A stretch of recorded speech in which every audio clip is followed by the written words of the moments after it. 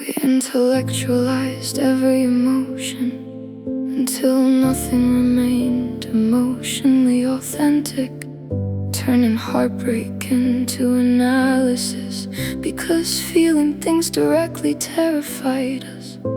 You spoke in beautifully detached sentences, like someone translating grief academically, and I mistook emotional articulation for emotional availability. We were too self-aware to survive, too conscious of our damage to ever stop repeating it.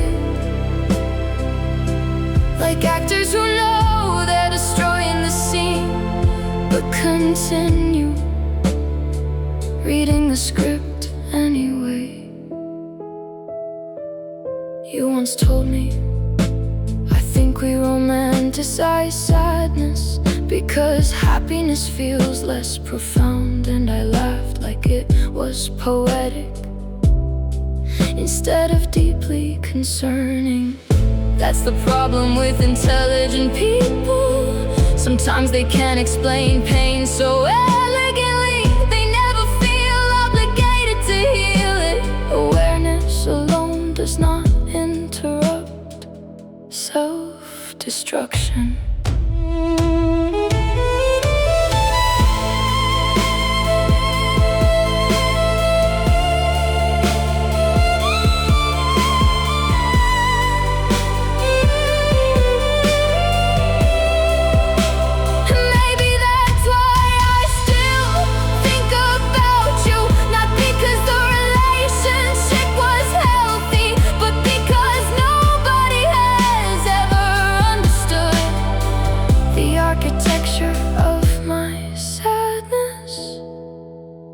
Quite as precisely as you did.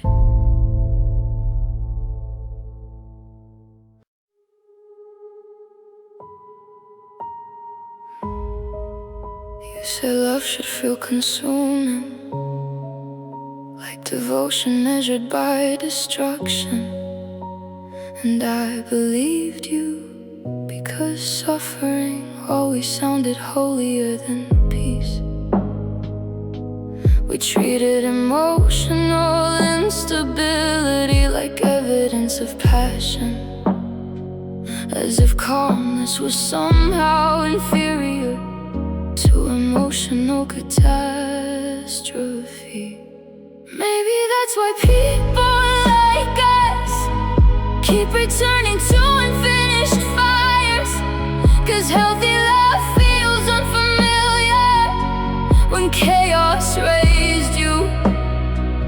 And every time somebody loves me gently, part of me mistrusted, like kindness without pain must be artificial. Nobody prepares you for the grief of becoming emotionally literate, realizing half your romantic history was just untreated fear, wearing expensive perfume. You kissed like someone trying to disappear, and I loved like someone begging to be chosen. Neither of us understanding what intimacy actually required. There's nothing glamorous about being loved poorly for a long time.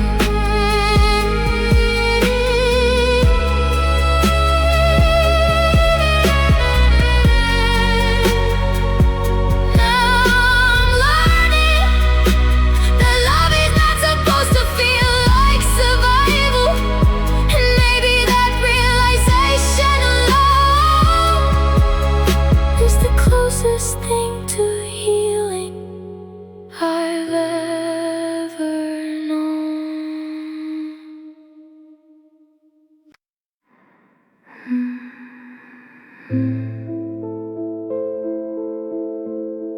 I became someone quieter after you, not softer, just harder to read. like my personality developed locked doors after realizing vulnerability is not always met with mercy. You taught me that sometimes people memorize your wounds, not to heal them, but to navigate you more efficiently.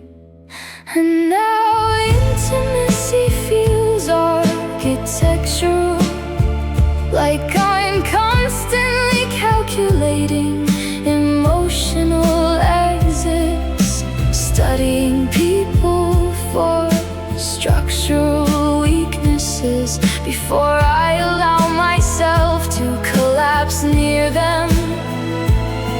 I miss who I was before survival became my dominant personality trait. The frightening part is nobody notices the transformation immediately, because functioning sadness still smiles correctly in photographs. I still laugh at dinner, still answer texts politely, still perform emotional accessibility like somebody reading from old scripts. Maybe heartbreak is not losing someone, maybe it's watching yourself become smaller afterward. You didn't ruin me dramatically, you ruined me gradually in subtle ways that only appear years later in healthy conversations. I no longer know how to survive.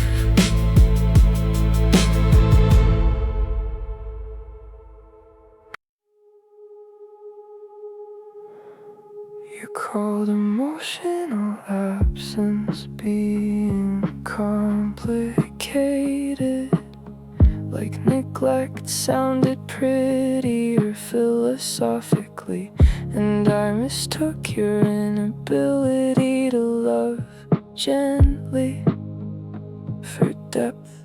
We were children romanticizing damage, turning survival into intimacy, apologizing in poetic language so nobody would notice we were drowning. The terrifying thing about love is how quickly human beings adapt to pain, how eventually you stop asking why tenderness feels conditional. And I still catch myself grieving versions of you that never existed, like my memory edits people to protect me from reality. There's a specific loneliness that comes from being emotionally observed, but never emotionally held, like standing naked beneath fluorescent lighting. You knew everything about me except how to care responsibly, and somehow that felt enough at 22. Nobody talks enough about how trauma disguises itself as chemistry.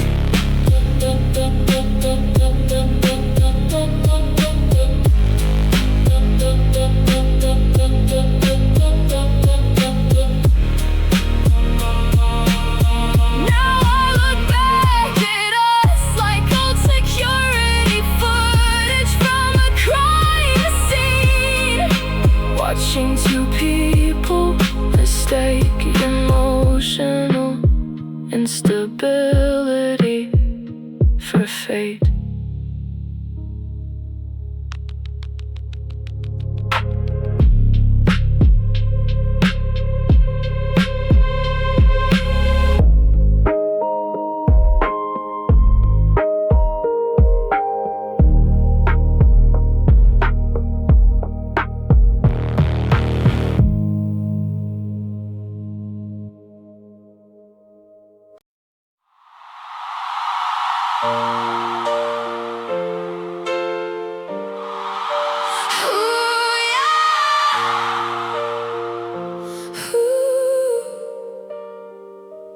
You don't get to miss me now, after teaching me self-doubt, after turning every soft part of me into something I hide now. You don't get nostalgic for damage you created.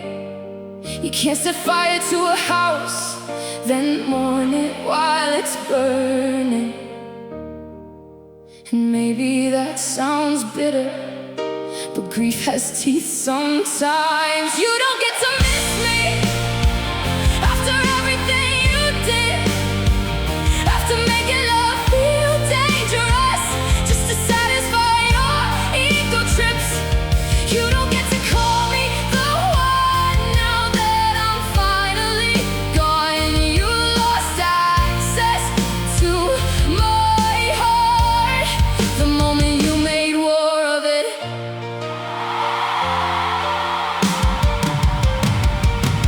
I used to confuse chaos with passion because you wore pain attractively. But love shouldn't leave bruises on your personality. And now I flinch at kindness, like tenderness is manipulation. That's the cruel thing about people, they leave fingerprints on your nervous system. I hate that healing from you feels like betrayal.